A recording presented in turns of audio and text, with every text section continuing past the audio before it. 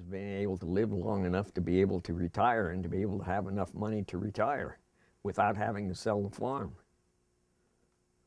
Success for me right now is basically trying to cut costs and make sure that you're still providing a great product that's people are going to want to have, you know? Success is, for me, defined in the satisfaction that I get from growing and being able to offer my products to the community. Quality is probably everything. Why do you say that?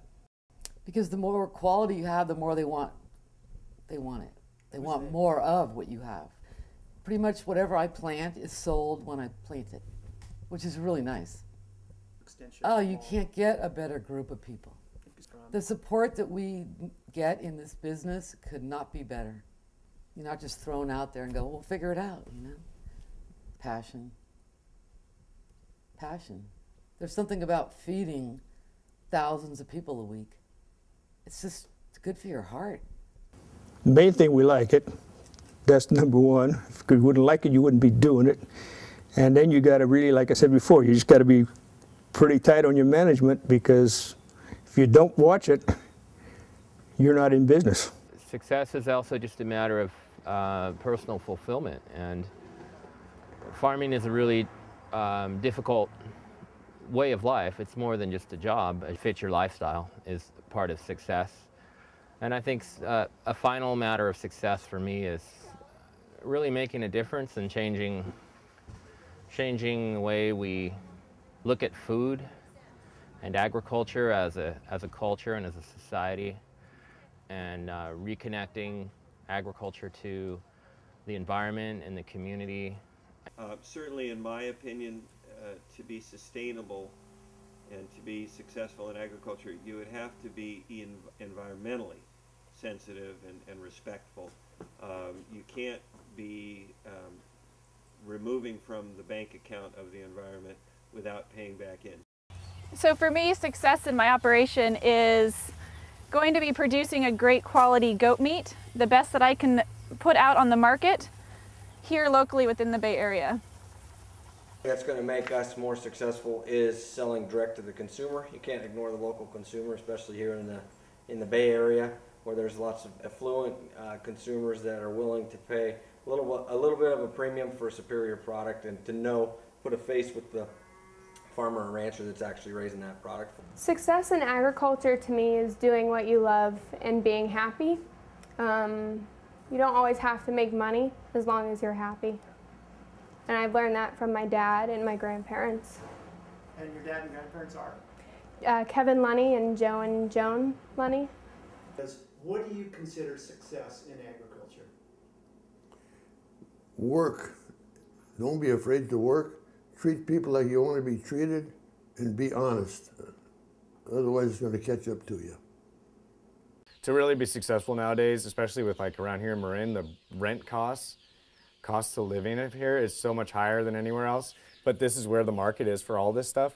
So it's like you really have to make, one operation do more than one thing. You know, it has to be economically viable. So our young people today, Lauren often told me, Dad, you work too much in the business and not enough on the business. That's the way I was raised. You asked me about success and what success is.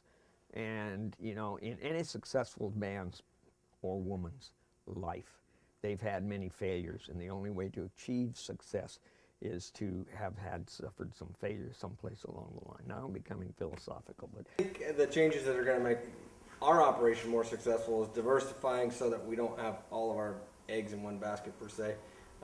If we can generate income from different crops, from different rentals, from all those types of things, then we'll potentially be more successful. Well, I don't think success can be achieved in 10 years, but I think there's a lot more work to be done as far as creating opportunities for people to learn, and I believe the best place to learn is on the ground doing it, not so much in a book or in a classroom. I mean, there's room for that, but the best is to have an opportunity to do it. Good. I mean, how do I feel about somebody respecting me as being a young farmer coming into it? Pretty good. Good. Very good. It's very important that the business goes on, because without producers you can't have food, and people need to eat.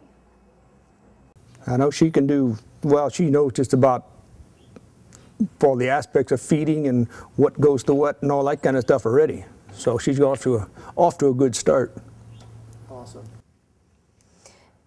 Be able to follow what he has taught me, be able to follow in his footsteps, finish what he has started, continue with the ranch, continue with the program that he has started through with the vaccines, feeding, breeding, everything, because it's something that's been done for generations.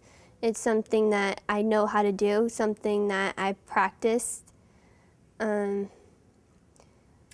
It's part of life, really. You're on a ranch, you have a lot more opportunities to do that other kids don't. You get to ride horses, you get to work with animals, you get to learn how to skin an animal, you get to learn how to give vaccines, you get to learn all that, where your food comes from for that. Most kids don't even know where their food comes from. If kids don't know about it, then how are they going to ever learn, and how are they ever going to produce their own food, and how is food going to get produced?